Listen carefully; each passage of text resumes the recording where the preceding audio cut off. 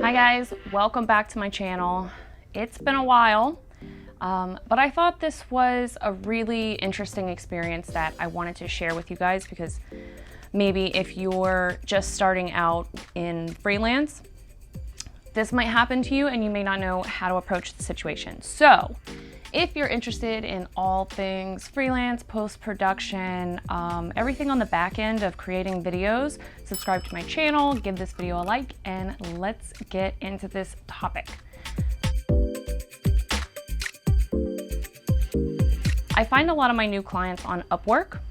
It started out as elance.com, and that's when I first got into it. And I actually started on this freelance network when I got into college for post-production and video and all that kind of stuff. It transitioned into Upwork, and now it's kind of a different structure than it used to be. But anyways, my steady clients' work has kind of been in a lull recently. So I decided to just go on Upwork and try and find some new clients and just branch out. I'm also interested in getting into voiceover work, so I was applying to a lot of entry-level jobs in that area. Oh my God, is my nose running visibly? Jeez. So one of the jobs that I ended up getting was for a Dutch ad company, like for Facebook ads. And I thought it was weird that they specifically in the title of the ad wanted English-speaking video editors. And I thought, and they didn't mention anything about knowing any other foreign language or anything like that. And initially, they wanted to do a test project, which isn't uncommon, but if you ever get approached to do a test project or an example project before you're hired for a job, make sure they pay you for it. Make sure they pay you something, because if you just do work for free, they're gonna use that. They're not just saying, oh, it's just, they're using the work that you do for little money or no money, they're going to use it. So make sure you're getting paid for a job. If they're not, don't worry, there's other work out there. The test project they gave me was all in Dutch. So I had to Google Translate it to know what they were talking about, because it's important when you're editing to know what the context of the information is. So I had to Google Translate it. Then they had specific things, so they needed subtitles throughout the whole video. They needed the video edit, color correction, take the background noise out. And mind you, the footage was, and they were short clips. They were, you know, the example video I did was 45 seconds long, and it was a woman filming herself like with a phone, horizontal like this, outside, with wind and animal sounds and car sounds and all this stuff. So I'm like, I'm not an audio person. I can do kind of, you know, and that's kind of the thing. It's like you can have multiple skills. It should be, if somebody's hiring you, they should mention, hey, we need you to be able to do audio work as well.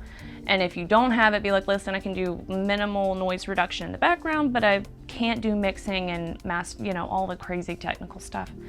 So they needed that.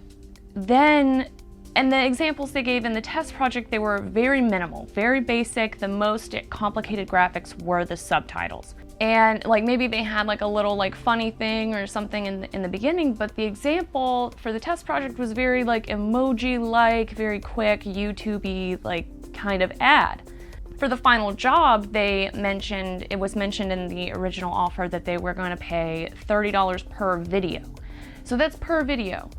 And when you get paid per video, you need to be mindful of your time, because it gets broken down into hours. So if this one video took, you know, 5 hours, that's $6 an hour. That's crazy low. Or, you know, and it's like, I can't run a business doing that. Nobody can, as an individual. And then the other thing was the nature of these ads weren't anything that I really believed in either. They were like the online income, sign up for the workshop, that kind of thing. So it wasn't anything I was super passionate about. At this point, I'm just trying to fill my schedule with fun projects. And, you know, I give them the example. I'm like, okay, these types of ads, you know, I can do them in a couple of hours. It's worth the amount of time and effort put in for that rate. So they're like, oh yeah, it looks great, we love it. And you know, they said that they were like, we need the subtitles exact, this exact, colors, whatever. I'm like, all right, great. So I can like probably do this modularly. They give me this, the first project, and these people are in the Netherlands. So they're 7 hours ahead. I don't know if they didn't notice that, but they told me the videos were due like 2 p.m. their time today, which was 7 a.m. for me. I'm like, I lose 7 hours of work right there. So I like got through one of the videos, did it in the same way I had done before with the subtitles and everything, deliver it to them, and it's like 2 a.m. their time. So when they wake up and start their day, I'm asleep, it's the middle of the night. And so I wake up to all these messages like, oh, are you there? Like, here's your feedback, here's your feedback. And I get all these notes, like, and like subjective notes, things where it's like people are having the conversations where it's not like, change this, you know, redo this part, this isn't right. It was, shouldn't this be, you know, questions, and I'm like, I can't decipher and like have all these conversations. That takes up time. If I'm the video editor, I need to know objectively what needs to be changed in the video, not what do you think's gonna work? Like, that's your creative department's job.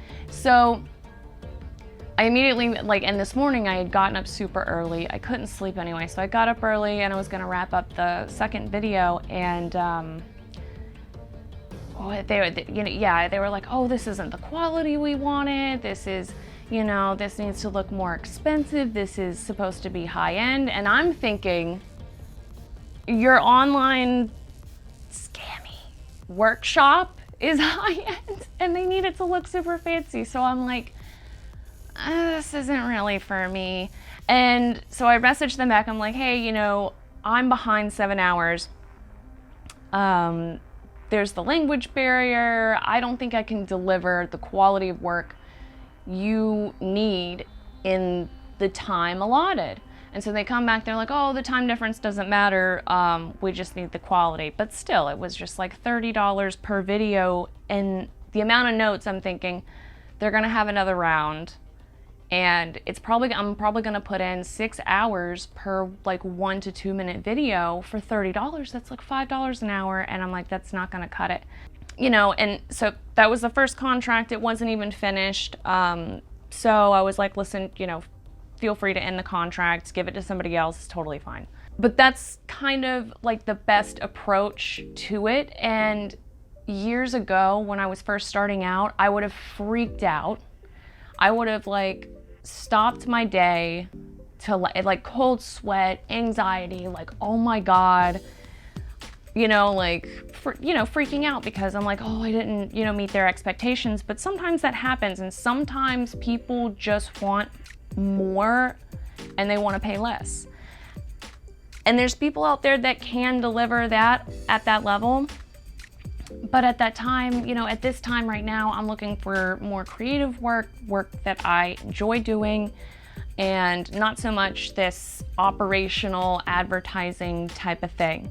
So I guess the lesson of the story is pretty much, if you're ever in that situation where you feel like you've gotten yourself into a contract with somebody where it's completely different than what you initially expected, that's a red flag. It's time to start asking questions and start setting boundaries with the client and say, listen, if I'm going to continue working on these types of projects, this is, you know, the amount of time I can spend. I can't spend more than this many hours on it for this price, which means I can only do X amount of revisions. And then that's up to you. You know, you can decide how much time you're willing to put into each project. For me, there's certain clients that I really enjoy working for, and I will work for lower rates because I enjoy the work. Hopefully this story helps somebody out there who is just starting out in the industry, or you know, is maybe in a situation with a client and they don't know how to set boundaries. If you're interested in hearing more about that, hearing more about